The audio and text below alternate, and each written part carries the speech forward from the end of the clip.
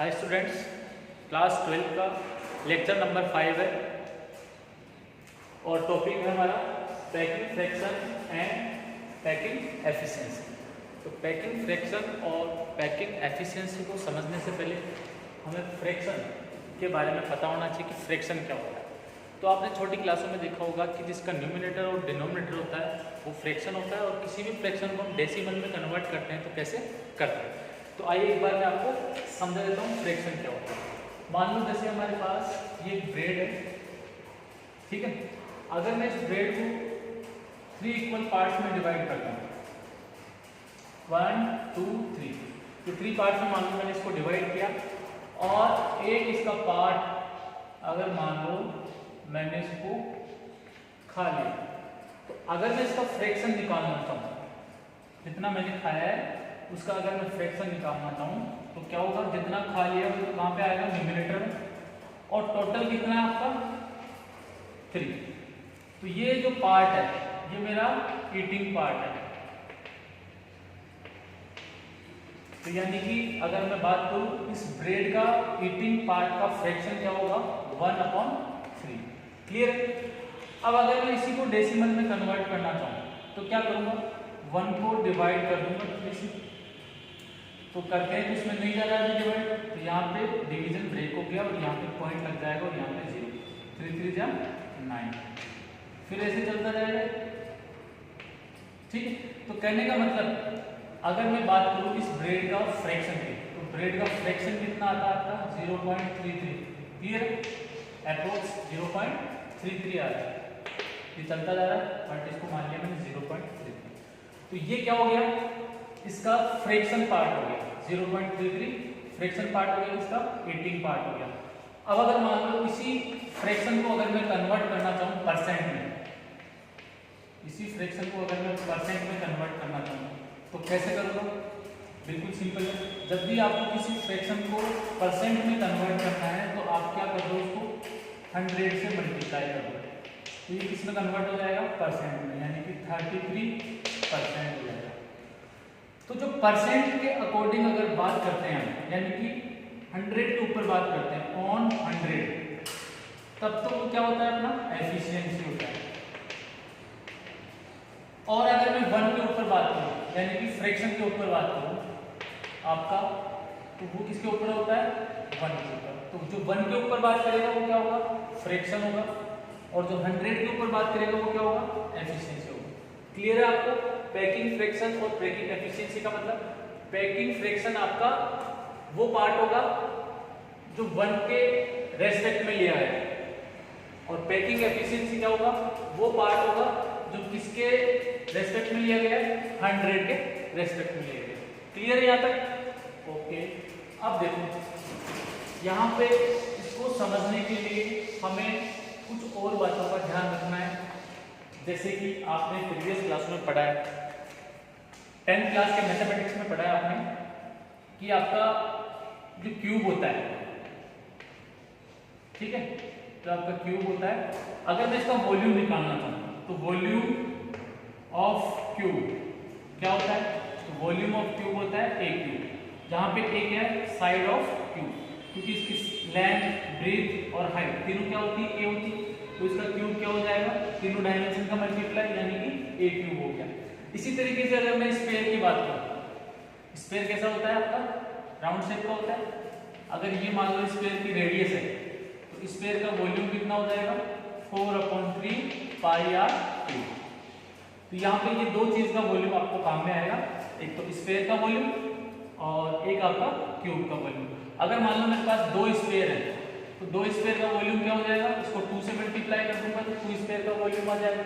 अगर ऐसे मेरे पास 3 स्फीयर है तो 3 से मल्टीप्लाई कर दूंगा, 3 का वॉल्यूम आ जाएगा। क्लियर है। अब ये आपके यूनिट से कैसे रिलेट करते हैं, तो यहाँ पे हमें जो पैकिंग फ्रैक्शन और जो पैकिंग एफिशिएंसी देखनी है वो किसकी देखनी है, केवल क्यूबिक देखनी है, मतलब क्यूब से रिलेटेड बात करनी है। तो क्यूब के लिए वॉल्यूम ये हो जाएगा। अब हमारे पास यहाँ पे जस्ट पिछले वाली क्लास के अंदर हमने पढ़ा था, जब हमने बताया था कि आपका रैक वगैरह आपका काम में आएगा यूनिट सेल का, तो हमने 3 यूनिट सेल्स को समझा था। फर्स्ट आपका था simple cubic unit cell, second था आपका फेस सेंटर्ड यूनिट सेल, और थर्ड था आपका बॉडी सेंटर्ड यूनिट सेल।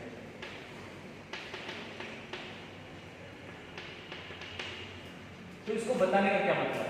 देखो सिंपल क्यूबिक यूनिट सेल में रैंक कितनी आई थी हमारे पास? 1 आई थी। फेस सेंटर्ड यूनिट सेल में रैंक कितनी आई थी हमारे पास? 4 आई थी। बॉडी सेंटर्ड यूनिट सेल में रैंक कितनी आई थी? 2 आई थी। तो ये रैंक इसको डिनोट करता है, रैंक डिनोट करता है आपका नंबर ऑफ एटम्स। तो यहाँ पे कितने एटम है इस यूनिट सेल के अंदर? ओनली 1 एटम है इसके अंदर।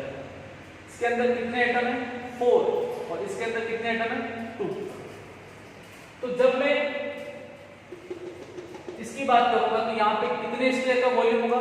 क्योंकि एटम का जो शेप होता है सॉलिड स्टेट में वो किस टाइप का होता है? स्पेयर शेप होता है, यानी कि इस तरह से आपके एटम अरेंज होते हैं।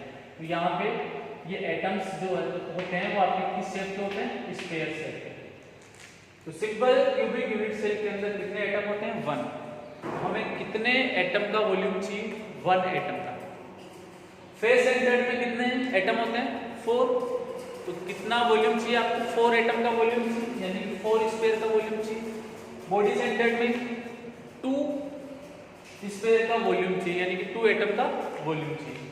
क्लियर है सबको यहाँ तक? ओके।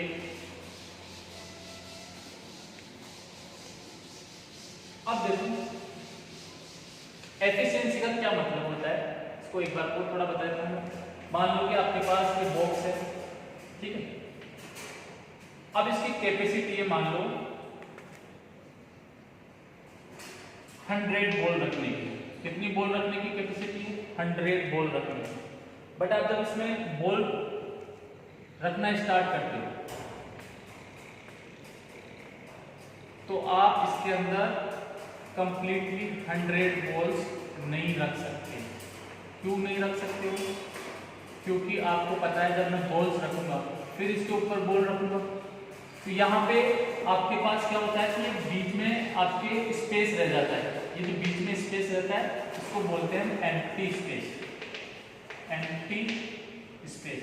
और एम्प्टी स्पेस को दूसरे वर्ड में बोल सकते हैं वॉइड। तो यानी कि जब हम बॉल्स रखते हैं तो वहाँ पे क्या रह जाता है? आपका वॉइड्स रह जाता है।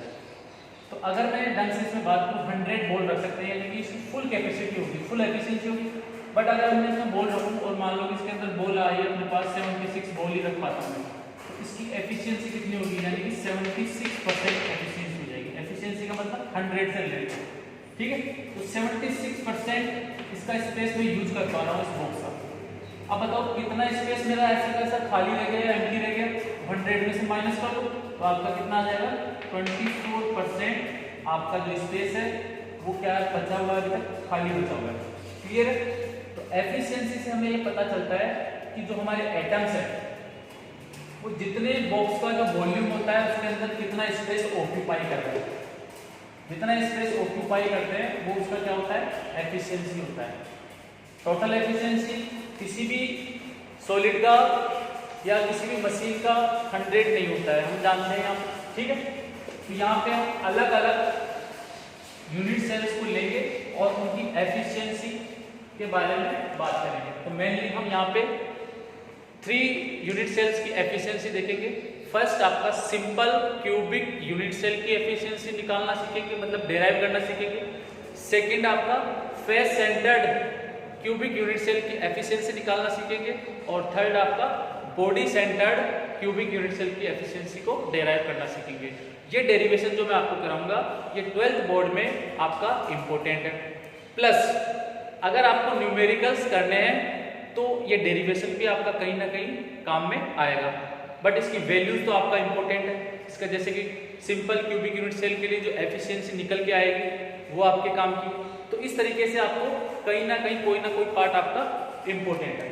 तो सबसे फर्स्ट हम स्टार्ट करते हैं। यहाँ पे हमारे पास सिंपल, या हम लिख सकते हैं यहाँ पे packing efficiency of simple cubic unit cell. Simple cubic unit cell की हमें क्या निकालनी है? Packing efficiency. क्लियर? तो सबसे पहले हम क्या निकालेंगे? यहाँ पे पैकिंग फ्रैक्शन निकालेंगे, और जो पैकिंग फ्रैक्शन आएगा उसको हम 100 से मल्टीप्लाई कर देंगे तो हमारे पास क्या आ जाएगी? पैकिंग एफिशिएंसी आ जाएगी। क्योंकि मैंने बताया था फ्रैक्शन को एफिशिएंसी में कन्वर्ट करना है तो क्या करना पड़ेगा आपको? 100 से मल्टीप्लाई करना है। क्लियर है? तो स्टार्ट करते हैं सबसे first simple cubic unit cell. तो जैसे सिंपल क्यूबिक यूनिट सेल आपके सामने आए, आपको क्या करना है? उसका डायग्राम बनाना है। तो सिंपल क्यूबिक यूनिट सेल का जब मैं डायग्राम बनाता हूं तो सबसे फर्स्ट मुझे क्या करना पड़ेगा? क्यूब का डायग्राम बनाना पड़ेगा। तो मान लो मैंने क्यूब का डायग्राम बनाया, उसके बाद आपको पता होना चाहिए कि सिंपल क्यूबिक यूनिट सेल है तो आपके जो एटम्स हैं वो कहाँ प्रेजेंट होते हैं? कॉर्नर पे। तो इसमें कितने आपके कॉर्नर्स हैं? 8 कॉर्नर्स हैं। तो 8 कॉर्नर्स पे आपके एटम्स अरेंज होंगे, और कहीं पे एटम्स रहेंगे सिंपल में? नहीं। तो यहाँ पे एटम्स इस तरह से अरेंज होते हैं, ये टच करते हुए रहते हैं आपस में, और इस तरीके से ये आपका जो बॉक्स है वो फिल होता है, बट फिर भी इसके अंदर जगह रह जाती है। वो जगह कितनी रहती है अभी हम बात करेंगे, या कितना फिल हो जाता है, उसी को हम बोलते हैं efficiency of this unit cell. तो सबसे फर्स्ट अगर हम बात करें, इसकी जो एज लेंथ है वो कितनी है? ए है। और यहाँ पे जो हम एटम रखेंगे, यहाँ पे जो हम एटम रखेंगे उसकी रेडियस कितनी होगी? आर। क्लियर है? ठीक है। अब हम बात करते हैं यहाँ पे इसके ए और आर के रिलेशन के बारे में। तो इसमें ए और आर में क्या रिलेशन होता है? तो प्रीवियस लेक्चर में हमने देखा था कि सिंपल क्यूबिक यूनिट सेल के ए और आर में क्या रिलेशन आता है। तो यहाँ से हमने देखा था कि आर इक्वल टू क्या आया था अपने पास? सॉरी, हाँ, आर इक्वल टू क्या आया था हमारे पास? a/2 आया था। क्लियर है समझ? तो आर इक्वल टू क्या आया था? a/2 आया था। एक रिलेशन तो क्या आया था हमारे पास सिंपल क्यूबिक यूनिट सेल के अंदर। दूसरा क्या है? यहाँ पे जो आपको एटम दिख रहा है वो किस शेप का है? तो आप बोलोगे स्फीयर शेप का है। तो इस एक एटम का वॉल्यूम कितना होगा? यानी कि वॉल्यूम ऑफ स्फीयर, ये आपके काम में आएगा। तो कितना होता है? 4/3 पाई आर क्यूब। और आर क्या है? इस एटम का रेडियस, यानी कि स्फीयर का रेडियस। थर्ड जो आपके काम में आएगा वो है वॉल्यूम ऑफ यूनिट सेल, यानी कि जो आपको यूनिट सेल दिख रहा है वो किस टाइप का दिख रहा है? क्यूब टाइप का दिख रहा है। तो क्यूब का वॉल्यूम क्या होता है?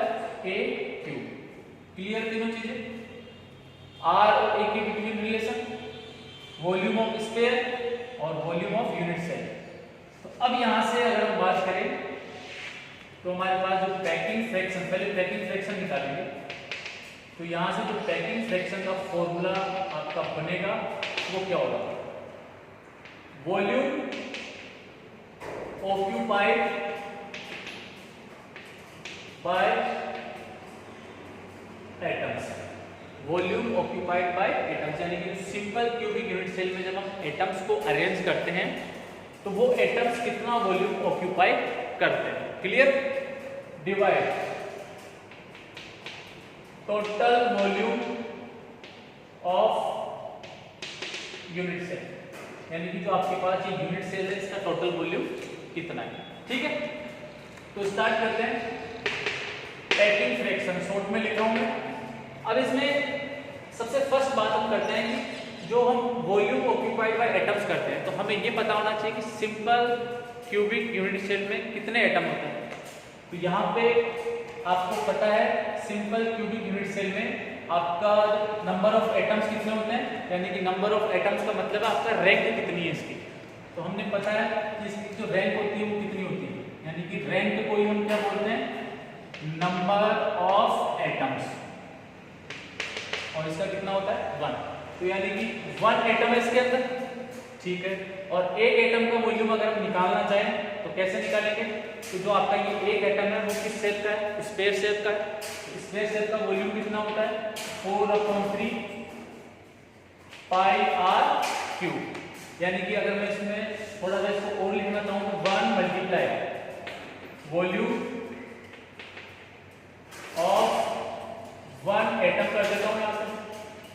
1 एटम का वॉल्यूम क्या होगा और इसमें कितने एटम यूज में हो रहे हैं? 1 डिवाइड अब total volume of unit cell, यानी कि जो आपका यूनिट सेल है वो किस शेप का है, क्यूब शेप का है। तो यहाँ पे रख सकते हैं वॉल्यूम ऑफ क्यूब। क्लियर है? तो यहाँ से हमारे पास पैकिंग फ्रैक्शन आ जाएगा। अब 1 को तो आपको लिखने की जरूरत है नहीं, फिर भी आप लिखना चाहो तो 1 मल्टीप्लाई वॉल्यूम 1 एटम का जो आपका शेप होता है वो स्क्वायर होता है, तो स्क्वायर का वॉल्यूम होता है 4/3 pi r cube divide volume of cube कितना होता है 1। तो यहाँ से जब आप पैकिंग फ्रैक्शन निकालोगे तो अब देखो यहाँ से हमें क्या करना है, यहाँ पे ए और आर आपका क्या आ रहा है, अलग अलग आ रहा है, ये कैंसिल नहीं हो सकता है। तो हम क्या करेंगे, यहाँ से ये जो रिलेशन है आर का और ए का, यहाँ से क्या करेंगे, या तो सबको आर में कन्वर्ट कर लेंगे या फिर सबको ए में कन्वर्ट कर लेंगे। उससे क्या होगा, ये वैल्यूज कैंसिल हो जाएगी और हमारे पास एक फिक्स वैल्यू आएगी और वही हमारे क्या होगा, पैकिंग फ्रैक्शन होगा।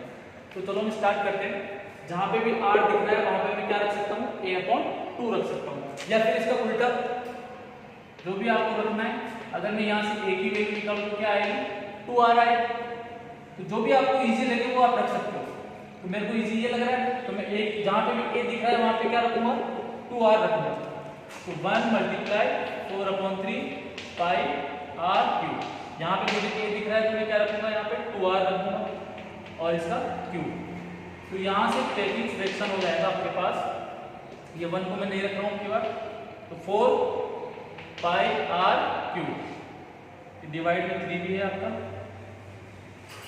4/3 पाई आर क्यूब, ये ऊपर वाला पार्ट हो गया डिवाइड। 2 का क्यूब कितना होता है 8, आर का कितना होता है आर क्यूब। दिख रहा है सबको? ठीक है। अब देखो यहाँ पे क्या होगा, आर क्यूब से आर क्यूब क्या हो गया, कैंसिल हो गया। तो यहाँ से पैकिंग फ्रैक्शन आ जाएगा आपके पास 4 पाई, ये ऊपर से 4 पाई और 3 कहाँ चला जाएगा, नीचे चला जाएगा। तो नीचे हो जाएगा 3 × 8। क्लियर है यहाँ तक? अब ये और कैंसिल हो रहा है आपका, 4 × 1 = 4, 4 × 2 = 8, यानी कि जो पैकिंग फ्रैक्शन है वो आपका कितना आ रहा है, पाई/3 × 2 = 6। अब क्या करेंगे, पाई की वैल्यू कर देंगे इसके अंदर। तो पाई की वैल्यू कितनी होती है, 3.14 डिवाइड में कितना है 6। जब आप इसको सोल्व करोगे तो कितना आएगा आपका, ये आएगा आपका 0.5233। जब आप इसको सोल्व करोगे तो ये इसकी पैकिंग फ्रैक्शन आएगी। क्या आएगी, पैकिंग फ्रैक्शन। अब हम क्या निकाल लेंगे, पैकिंग एफिशिएंसी निकाल लेंगे। पैकिंग एफिशिएंसी यानी कि शॉर्ट में रख दो इसको, तो क्या निकाल लेंगे, PE निकाल लेंगे, पैकिंग एफिशिएंसी। और पैकिंग एफिशिएंसी कैसे निकालते हैं, जो भी आपका फ्रैक्शन आया है उसको किससे मल्टीप्लाई करना है अपने को, 100। तो 0.5233 मल्टीप्लाई बाय 100। क्लियर है सबको यहाँ तक? तो यहाँ से पैकिंग एफिशिएंसी हो जाएगी हमारे पास, मल्टीप्लाई करेंगे तो 52.33 और क्या लग जाएगा, परसेंट। जब भी हम 100 से मल्टीप्लाई करते हैं तो हमारा किस में कन्वर्ट हो जाता है, परसेंट। तो यहाँ से हमारे पास पैकिंग एफिशिएंसी आ गई किसकी, सिंपल क्यूबिक यूनिट सेल, यानी इतना पार्ट फिल कर देता है 52.33%।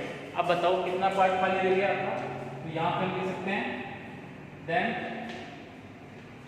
Empty space. एम्प्टी स्पेस को क्या बोलते हैं, वॉइड बोलते हैं। वो कितना रह जाएगा, जब आप 100 में से माइनस करोगे इसको, यानी कि 100 माइनस कितना आपका 52.33, तो ये हो जाएगा आपका 7 और 9 - 3 कितना होता है 6, 9 - 2 कितना होता है 7 और 9 - 5 कितना होता है 4, 47.67%। 47.67%। तो ये इस तरीके से हमने 3 चीजों की बात की है यूनिट सेल में। फर्स्ट पैकिंग फ्रैक्शन, तो 1 के ऊपर बात करें तो कितना आएगा इसका पैकिंग फ्रैक्शन, ये वाला पैकिंग फ्रैक्शन।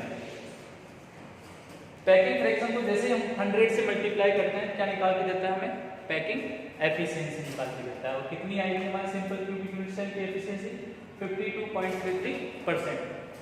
अब अब ये हमारी एफिशिएंसी होगी, तो एम्प्टी स्पेस कितना रहेगा भाई, इतना ही पार्ट फ्री कर पा रहा है ये 100 में से, तो जो बचेगा वो एम्प्टी स्पेस होगा, यानी कि इतने वॉइड्स रह जाते हैं, इतना एम्प्टी स्पेस रह जाता है आपका सिंपल क्यूबिक यूनिट सेल के अंदर। आई थिंक आपको क्लियर हो गया होगा कि एफिशिएंसी क्या है, पैकिंग फ्रैक्शन क्या है और एम्प्टी स्पेस क्या है। अगर क्लियर है तो इसका स्क्रीनशॉट ले लो। नेक्स्ट हम बात करते हैं सेकंड नंबर पे। अब देखो बेटा, नेक्स्ट है अपना packing efficiency of face centred cubic unit cell. यहाँ पे क्यूबिक यूनिट सेल आएगा, face centred of cubic unit cell. Cubic unit cell की एफिशिएंसी कैसे निकालेंगे, पहले वो हम फ्रैक्शन निकालेंगे, पैकिंग फ्रैक्शन, फिर जो भी आएगा उसको मल्टीप्लाई कर देंगे 100 से, तो पैकिंग एफिशिएंसी आ जाएगी, और एफिशिएंसी से हम क्या निकाल लेंगे, एम्प्टी स्पेस में निकाल लेंगे। तो फर्स्ट हम बात करते हैं, इसका डायग्राम बनाते हैं फेस सेंटर्ड का। तो फेस सेंटर्ड का डायग्राम कैसे बनाएंगे, सबसे पहले वही हमें क्यूब बनाना पड़ेगा, तो हम क्या करते हैं, क्यूब बना लेते हैं। ये हमारे पास क्यूब है, इस क्यूब के अंदर आपका मतलब फेस सेंटर्ड यूनिट सेल है, तो कहाँ पे आपका एटम होता है, तो 8 तो होता है कॉर्नर्स पे, ठीक है। डायग्राम आपको बनाना है, पेंसिल से बनाना है, और 6 होते हैं आपके फेस के ऊपर, तो 1 2 3 4, एक पीछे वाला 6 और एक आगे वाला, सॉरी पीछे वाला 5 और एक आगे वाला 6। तो इस तरीके से आपके फेस सेंटर्ड यूनिट सेल में एटम ऐसे अरेंज होते हैं। अब देखते हैं इसकी एफिशिएंसी कितनी आती है, तो वही सबसे फर्स्ट इसकी एज लेंथ क्या है, a है, और एटम की जो रेडियस है वो कितनी है, r है। क्लियर है, तो a और r में क्या रिलेशन होता है यहाँ पे, तो यहाँ पे r इक्वल टू होता है √2/4a, √2/4a। और अगर हम a की बात करें, a कैसे निकालते हैं इसका, अगर मैं यहाँ पे a की बात करूँ तो a कैसे निकालूंगा मैं, a हो जाएगा मेरा 4r/2। क्लियर है, तो देख लेंगे हम, जो भी हमारे कैलकुलेशन में इजी रहेगा उसके अकॉर्डिंग हम इनमें से वैल्यू उठा के रखेंगे। तो ये तो a और r में रिलेशन हो गया। इसके बाद हम बात करते हैं इसकी रैंक कितनी होती है।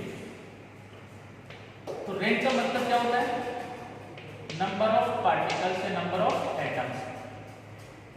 तो इसकी रैंक होती है आपका 4, आपने निकाला था प्रीवियस वीडियो में। जो बेटा रैंक होती है हम उसको z से डिनोट करते हैं, z होता है आपका इफेक्टिव, z इफेक्टिव, यानी कि रैंक को z भी बोलते हैं, नंबर ऑफ एटम भी बोलते हैं और रैंक भी बोलते हैं। तो ये आपका 3 नेम है, आप इसको ध्यान से देख लीजिए। इसके बाद हम बात करते हैं, यहाँ पे हमारे पास क्या काम में आएगा, एटम का वॉल्यूम। एक एटम का वॉल्यूम क्या होता है, स्फीयर का वॉल्यूम होता है, ठीक है। इसके अलावा हमारी यूनिट सेल किस टाइप की है, क्यूब टाइप की, तो उसका वॉल्यूम क्या होता है, तो आपको आई थिंक पता है। तो हम डायरेक्ट फॉर्मूला यूज करते हैं, तो फॉर्मूला हमारे पास होता है पैकिंग फ्रैक्शन। तो पैकिंग फ्रैक्शन के लिए फॉर्मूला हो जाएगा, सबसे पहले ऑक्यूपाइड वॉल्यूम बाय एटम्स, यानी कि ऊपर जो आपके एटम्स है, जितने भी एटम्स है सेल के अंदर, उनका ऑक्यूपाइड वॉल्यूम आएगा, divide total volume. Total volume ये वाला जो क्यूब दिख रहा है इसका टोटल वॉल्यूम। तो यहां से पैकिंग फ्रैक्शन हो जाएगा। तो आप देखो एक एटम का वॉल्यूम कितना होता है, 4/3 πr³। कितने एटम है इसके अंदर, नंबर ऑफ एटम कितने हैं इसके अंदर, 4 है, डिवाइड टोटल वॉल्यूम कितना है, क्यूब का वॉल्यूम a³।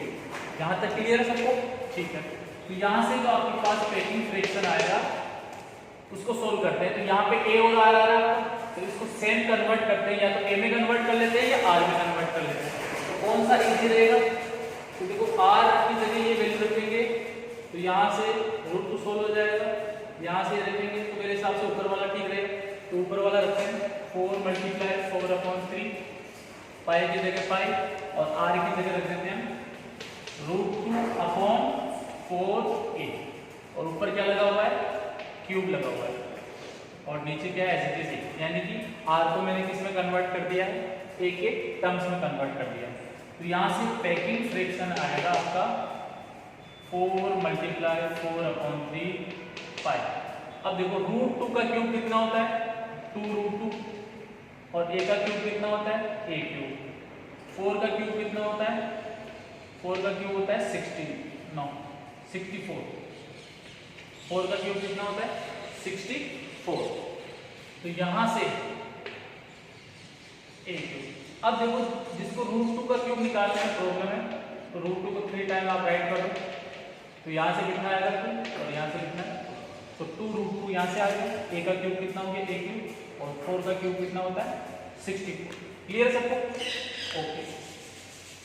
तो यहाँ से पैकिंग का फ्रैक्शन है आपका दिख रहा है सबको? ठीक। तो पैकिंग फ्रैक्शन है यहाँ से हम देख सकते हैं। अगर इसको कैंसिल करना चाहें तो 4 कितना होता है 16 को इसको अगर कैंसिल आउट करते हैं तो कितना आता है 4 आता है। और कुछ कैंसिल हो रहा है 2 1 जा 2 और ये 2। तो ऊपर क्या क्या बच गया आपके पास 5√2 a क्यूब। यहाँ से देखो बेटा सीधा सीधा a क्यूब को भी आप कैंसिल कर सकते हो। a क्यूब ऊपर है और a क्यूब नीचे। तो ऊपर क्या क्या बच गया आपके पास पाई बच गया, ठीक है। और क्या बच गया √2 बच गया, ठीक है।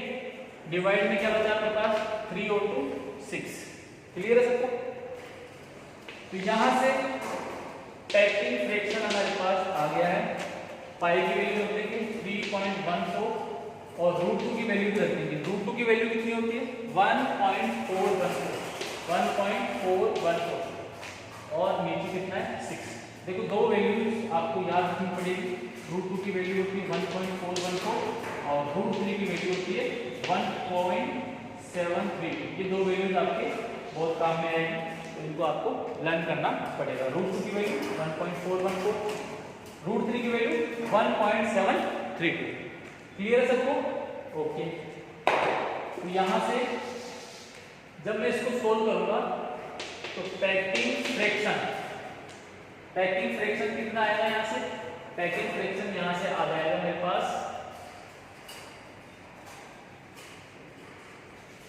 0.68। क्लियर है सबको? जब इसको आप सोल्व करोगे तो कितना आएगा 0.68। आगे वाली वैल्यूज को आप नेग्लेक्ट कर सकते हो।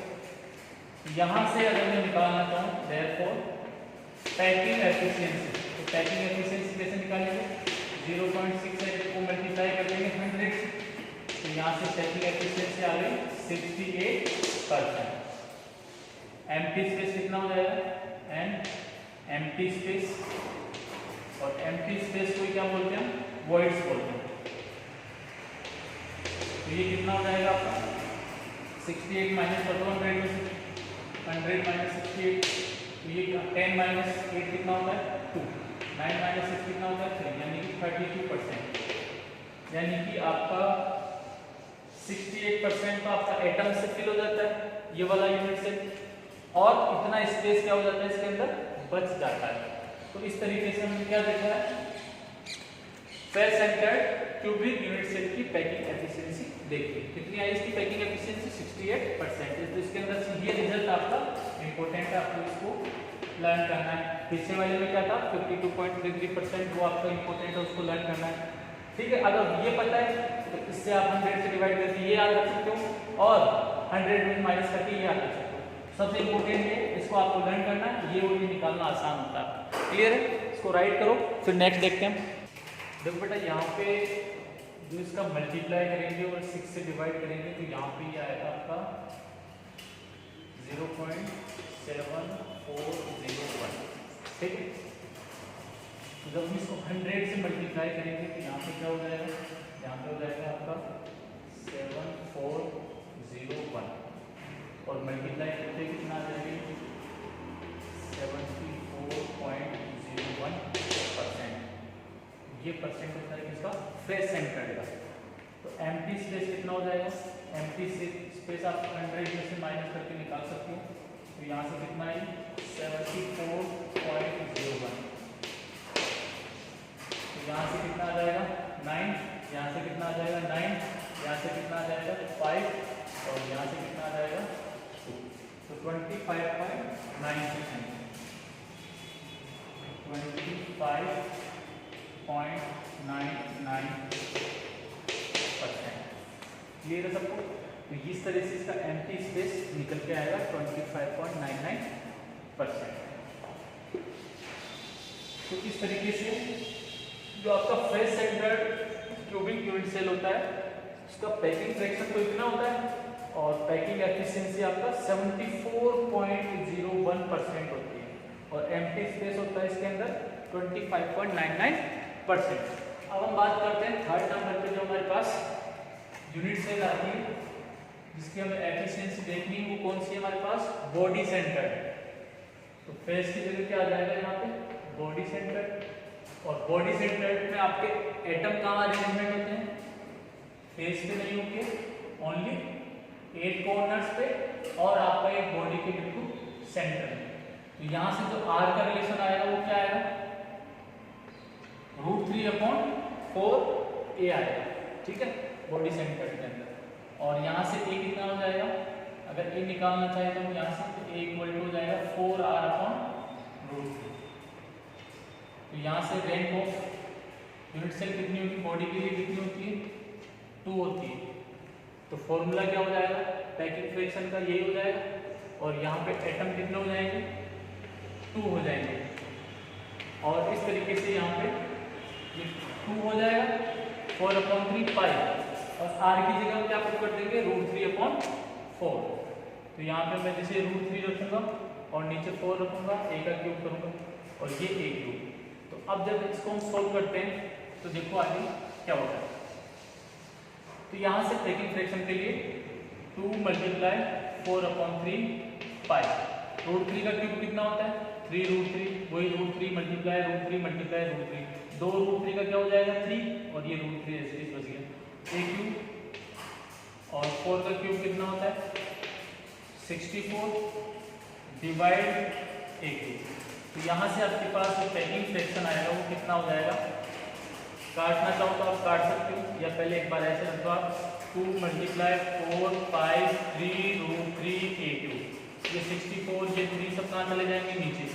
3 × 64 × a क्यूब। अब काट दो a क्यूब से a क्यूब, 3 से 3 और आपका कितना बचा? 4 × 2 = 8, यानी 8 से काटूंगा तो 8 × 8 = 64। दिख रहा है बेटा नीचे? ठीक है। तो यहाँ से जो पैकिंग फ्रैक्शन आएगा हमारे पास वो कितना होगा? ऊपर क्या बचा आपके पास? पाई बचा है और क्या बचा है? √3 बचा है। नीचे क्या क्या बच गया आपके पास? ओनली 8 बचा है आपके पास। तो अब हम क्या करेंगे?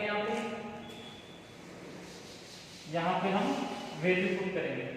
किस किस की वैल्यू पुट करेंगे? पाई की वैल्यू पुट करेंगे 3.14। √3 की वैल्यू पुट करेंगे कितनी होती है? 1.732, जो कि इसमें बताया था आपको लर्न करना है। और यहाँ पे कितना आपका 8। जब आप इसको सोल्व करोगे तो ये कितना आएगा? 0.68। इसकी पैकिंग फ्रैक्शन कितनी होगी? 0.68। तो यहाँ से पैकिंग एफिशिएंसी कितनी हो जाएगी? 68%। मतलब 0.68 को मल्टीप्लाई करना आपको 100 से, तो यहाँ से पैकिंग एफिशिएंसी आ जाएगी 68%। 68% तक ये फिल हो जाता है। तो यहाँ से एम्प्टी स्पेस देखना चाहिए। एम्प्टी स्पेस, तो एम्प्टी स्पेस कितना आएगा? 100 - 68। 100 - 68 कर दो, 10 - 8 कितना होता है? 2 होता है। 9 - 6 कितना होता है? 3 होता है। तो कितना आ गया? 32%। तो इस तरीके से हमने क्या देखी है? इस तरीके से हमने तीनों की एफिशिएंसी देखी। तो अब यहाँ से देखने के बाद आपको पता चल रहा है सबसे ज्यादा एफिशिएंसी किस यूनिट सेल की है? तो आपको पता है फेस सेंटर्ड यूनिट सेल की, और होनी भी चाहिए क्योंकि एक यूनिट सेल के अंदर वहां पे कितने एटम होते हैं? 4। फिर उसके बाद सबसे ज्यादा एटम किसमें होते हैं? बॉडी सेंटर में। कितने होते हैं? 2। तो 2 की फिर से कम आई है, कितने हैं? 68%। और सिंपल क्यूबिक यूनिट सेल में कितना आइटम होता है? ओनली 1 होता है। तो उसकी कितनी आई थी? 52.33%। तो क्यूबिक यूनिट सेल के अंदर जितने ज्यादा आइटम अरेंज होंगे उसकी एफिशिएंसी उतनी क्या होगी? ज्यादा होगी। तो आपको क्या करना पड़ेगा? आपको इनकी एफिशिएंसीज को लर्न करना पड़ेगा। तो अगर आपको एफिशिएंसी लर्न है, सिंपल की एफिशिएंसी 52.33%, फेस सेंटर्ड की कितनी है, फेस सेंटर्ड की है आपका 74.01%। इसके बाद बॉडी सेंटर्ड की बात करूं तो बॉडी सेंटर्ड की एफिशिएंसी कितनी है, 68%। अब अगर आपको ये लर्न है तो आप पैकिंग फ्रैक्शन निकाल सकते हो 100 से डिवाइड करके, ठीक है। परसेंट हटाओगे नीचे 100, तो जो पॉइंटों में आंसर आएगा वो क्या होगा, पैकिंग फ्रैक्शन। या फिर आपको एम्प्टी स्पेस निकालना है तो 100% में से माइनस कर देना गिवन एफिशिएंसी परसेंट, तो आपका एम्प्टी स्पेस निकल जाएगा। तो पैकिंग फ्रैक्शन और एम्प्टी स्पेस आसानी से आप निकाल सकते हो अगर आपको तीनों यूनिट्स की या तीनों यूनिट सेल्स की आपको पैकिंग एफिशिएंसी लर्न है। तो हम क्या करते हैं, इसको एक टेबल में समराइज करते हैं। तो एक टेबल ड्रॉ करते हैं और उस टेबल के अंदर हम बात करेंगे इसके समरी की। तो उससे हमें क्या लर्न करना है यहाँ से, जो कि हमारे न्यूमेरिकल्स में काम में आएगा। सबसे फर्स्ट यहाँ पे लिख सकते हैं हम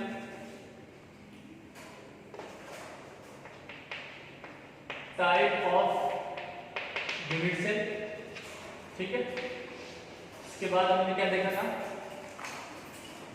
एफिशिएंसी देखी, यानी कि एफिशिएंसी कितनी एफिशिएंसी होगी उस यूनिट सेल। और यहाँ से हमें याद करना है केवल एम्प्टी स्पेस। तो एम्प्टी स्पेस भी याद करने की जरूरत नहीं है, आपको ऑटोमेटिक 100 में से माइनस करके आप निकाल सकते हो।